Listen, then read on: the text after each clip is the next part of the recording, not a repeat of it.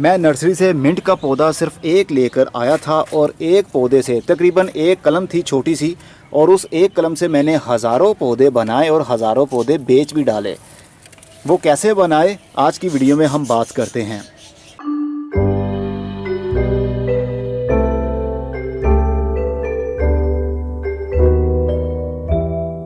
पौधों को डिवाइड करने का सबसे आसान तरीका कलम से उसकी प्रोपोगेशन होती है, यानी कलमें लगाते जाइए और ढेरों पौधे आप बनाते जाइए। नरम लकड़ी वाले पौधे में ये पुदीने का पौधा भी शामिल है। इसको भी मैंने कलमों से लगाया था। एक गमले के अंदर बहुत सारी कलमें लगाईं और तकरीबन जितनी भी कलमें लगाई थी सभी की रूटिंग शुरू हो गई और ऊपर से शूटिंग भी शुरू हुई। इतने ज़्यादा ये लंबे हो गए कि इनकी मैंने कटाई नहीं की, इसलिए ये इधर उधर गिर रहे हैं। और नीचे से जड़ों का जाल देखिए आप, कितनी ज़्यादा जड़ें इनकी डिवेलप हो गई। ये कैसे हुआ अभी आपको बताता हूँ कि हमने किस तरह प्रोपोगेशन करनी होती है कलम की थ्रू। ये तो एक गमला है, मैंने बहुत सारे गमले बनाए, बहुत सारी कलमें लगाईं और बहुत सारे मैंने सेल भी किए। तो कलमों से पौधों को डिवाइड करना, वो भी नरम लकड़ी वाले, कुछ भी मुश्किल नहीं है। सिर्फ एक बात का आपने ख्याल रखना है, जब भी आपने कलम लगानी हो राइट मौसम का ख्याल रखना ज़रूरी होता है कलम लगाने के लिए, कि जिस पौधे की हम कलम लगा रहे हैं क्या उसका मौसम भी है या नहीं। ऐसा नहीं है कि अगर वो सर्दी के दिन में कलम लगानी है तो हम गर्मी के दिन में लगा लें, और जिस पौधे की गर्मी के दिन में कलम लगानी है हम सर्दी में लगा लें।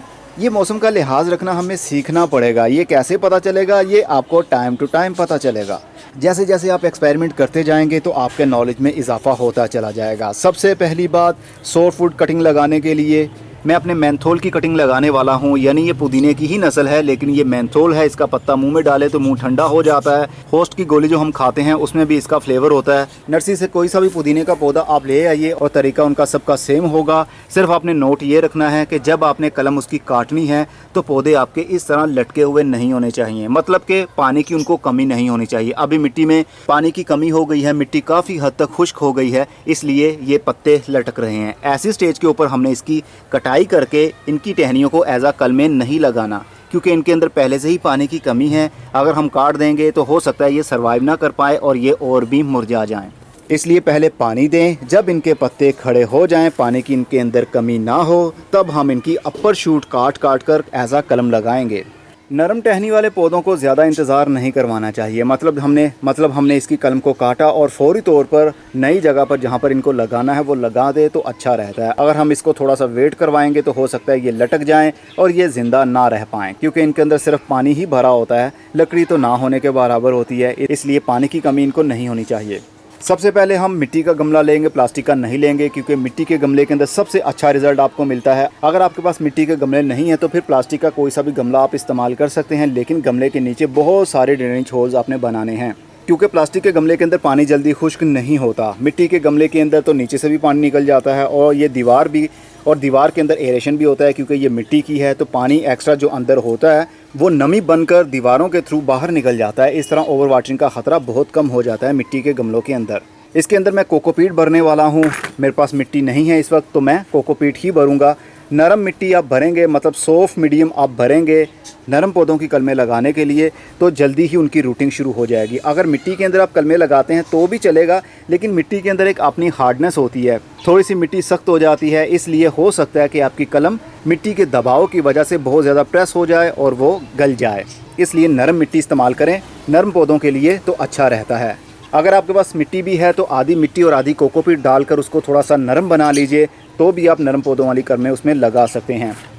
मीडिया कोई सा भी हो, चाहे वो मिट्टी हो चाहे वो सॉफ्ट मीडियम हो, हल्का हल्का मॉइस्चर उसके अंदर मौजूद होना चाहिए। अगर आपके पास पुरानी मिट्टी है उसको पहले फुली सन ड्राई कर लीजिए, सूरज की धूप में सूख जाए, उसके बाद उसको छान लीजिए और उसके ऊपर पानी का स्प्रे कर दीजिए ताकि हल्का सा मॉइस्चर उसके अंदर आ जाए। उसके बाद गमले के अंदर भरिए, लेकिन गमले की मिट्टी को ऊपर से आपने पुश नहीं करना, दबाना नहीं है, सिर्फ़ और सिर्फ गमले के अंदर आपने भरना है, ताकि कलमें जब हम लगाएं वो आसानी से इनके अंदर चली जाएं, मतलब मिट्टी में जा सकें। अगर मिट्टी को हम बहुत ज़्यादा पुश करके हार्ड बना लेंगे तो कलम लगा नहीं पाएंगे। ये काम हमने करना है शाम के टाइम, धूप में ऐसा काम नहीं करना, क्योंकि धूप में कलमें लगाएंगे तो हो सकता है कि आपकी 50% कलमें वहीं पर सूख जाएं, मतलब वो लगाने के बाद में कामयाब नहीं हो पाएंगी। ठंडक में ऐसा काम करें तो अच्छा रहता है। वैसे पुदीने की कलम आप कभी भी लगा सकते हैं, गर्मी हो सर्दी हो कभी भी लगा सकते हैं, लेकिन मई और जून के महीने में आपने इनकी कलमें नहीं लगानी, तब बहुत ज़्यादा गर्मी होती है। तो कलम लगाने के बाद में जब गमले को हम रखेंगे, कहीं पर भी रखें, गर्म लू गर्म हवा तो वहाँ पर आती ही है, तो कल में सूख जाएंगी, कामयाब नहीं हो पाएंगी। इनको बरसात के मौसम में लगा सकते हैं, दिसंबर के महीने में लगा सकते हैं, पूरा साल कभी भी लगा सकते हैं, लेकिन मई और जून के 2 महीने हैं, इन महीनों में कलमें नहीं लगानी चाहिए। कलम आपने लगानी है जनाब तकरीबन 1.5 इंच की, 1 इंच की भी लगा सकते हैं, 1.5 से 2 इंच की भी लगा सकते हैं। अब जैसा कि ये तकरीबन ये 2 इंच की कलम है, अब ये नीचे वाले इसके पत्ते मैं काट दूंगा। नीचे से ये जो अंडर नोड एरिया इसको भी थोड़ा सा मैं काट लूँगा। अब ये हमारे पास नोड एरिया वाला पोर्शन आ गया है, ये मिट्टी के अंदर जाएगा।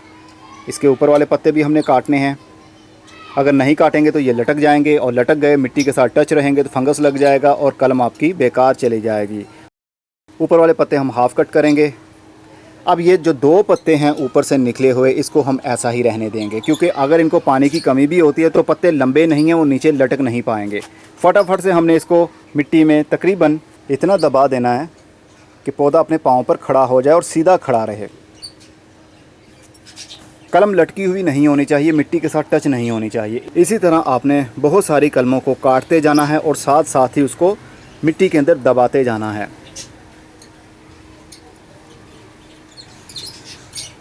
ये 2 पत्ते ऊपर वाले छोड़ दिए हैं मैंने, क्योंकि ये लटकेंगे नहीं, ये छोटे पत्ते हैं, इसलिए पानी की कमी भी हो गई, ये सूख तो जाएंगे लेकिन लटकेंगे नहीं। ये थोड़ा बहुत पत्ता इसके साथ रह भी जाए, इसके 2 नोड एरियाज़ मिट्टी के अंदर जाएंगे। अगर मिट्टी के अंदर लगा रहे हैं तो फिर एक ही नोड एरिया काफ़ी है मिट्टी के अंदर, क्योंकि मिट्टी का खुद का काफ़ी वेट होता है और वो कलम को संभाल लेती है, गिरने नहीं देती। ये नरम मिट्टी है, कोकोपीट है, इसलिए हम इसके अंदर 2 नोड एरियाज़ डाल देंगे तो ये अपने पाँव पर सही खड़ी रहेगी।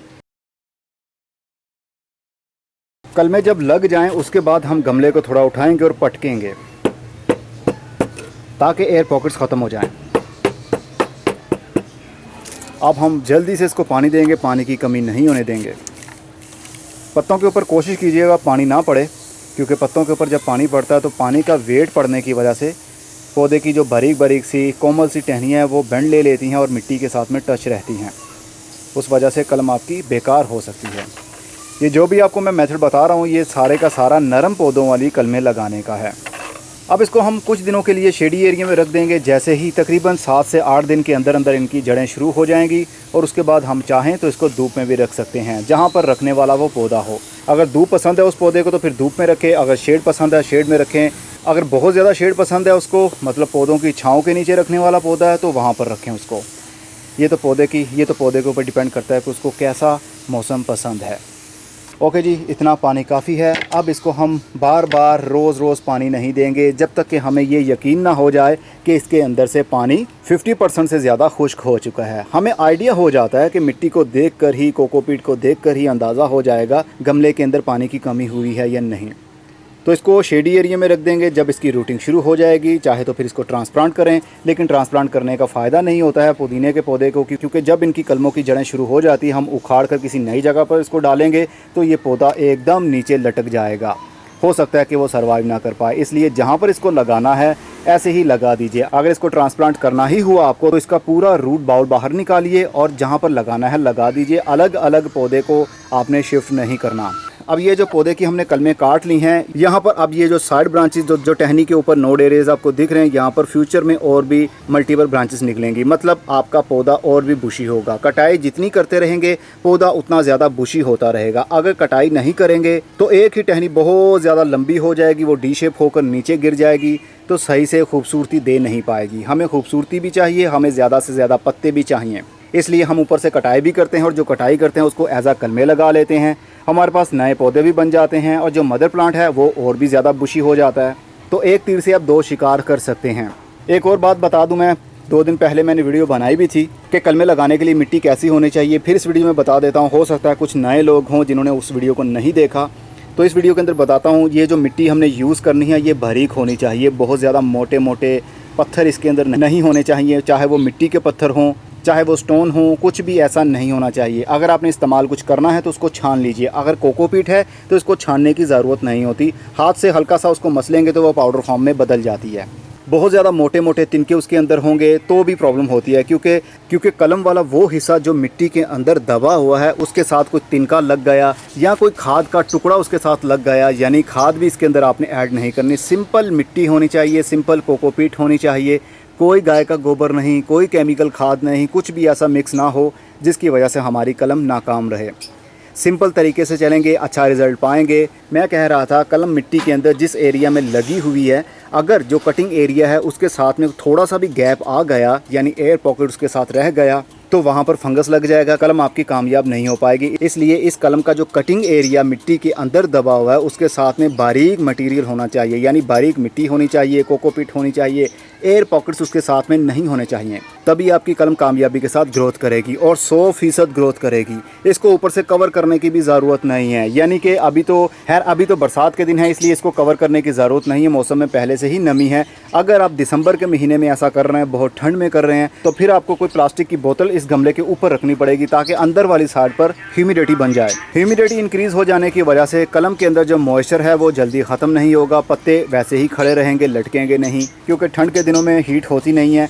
कलम की ग्रोथ के लिए थोड़ी सी हीट की और नमी की ज़रूरत होती है, इसलिए इसको सर्दी के दिन में कोई सी भी आपने कलम लगानी हो उसको ऊपर से कवर करना ही पड़ता है। कवर करके शेडी एरिया में ही रखना पड़ता है, धूप में नहीं रखना और ना ही अंधेरे में रखना है, क्योंकि पौधे की ग्रोथ रोशनी में ही होती है, अंधेरे में नहीं होती। और बाकी 12 महीने कभी भी आप लगा सकते हैं, ओपन में ही रखें, कोई कवर करने की ज़रूरत नहीं है। जब बहुत ज़्यादा उसको कवर करके रखेंगे हम, ह्यूमिडिटी बहुत ज़्यादा इंक्रीज़ हो जाएगी, अंदर बहुत ज़्यादा नमी बनने की वजह से भी फंगस एक्टिव हो जाएगा। फंगस आ गया फिर भी प्रॉब्लम है, इसलिए एक सीक्वेंस में हमें चलना पड़ेगा। बस दिसंबर और जनवरी ये 2 महीने हैं, जब आपने कलम लगानी है तो उसको ऊपर से कवर करना है। और हो सकता है कि ये कल तक या कुछ घंटों बाद ये कलम नीचे लटक जाए। वैसे ये लटकेंगी नहीं, क्योंकि मैंने कटाई ही ऐसी की है कि ये मिट्टी के बहुत ज़्यादा ऊपर कलम नहीं है, इसलिए ये लटक नहीं सकती और पानी की भी इसको कमी कोई नहीं है। अगर बहुत ज़्यादा हमने लंबी कटिंग लगाई होती, 3 से 4 इंच की कलम लगाई होती, तो अब तक ये नीचे लटक चुकी होती। लेकिन इसके पत्ते भी नहीं लटकेंगे, क्योंकि पत्ते वैसे ही छोटे हैं और जो बड़े पत्ते थे उनको वैसे ही काट दिया गया है, इसलिए नो इशू।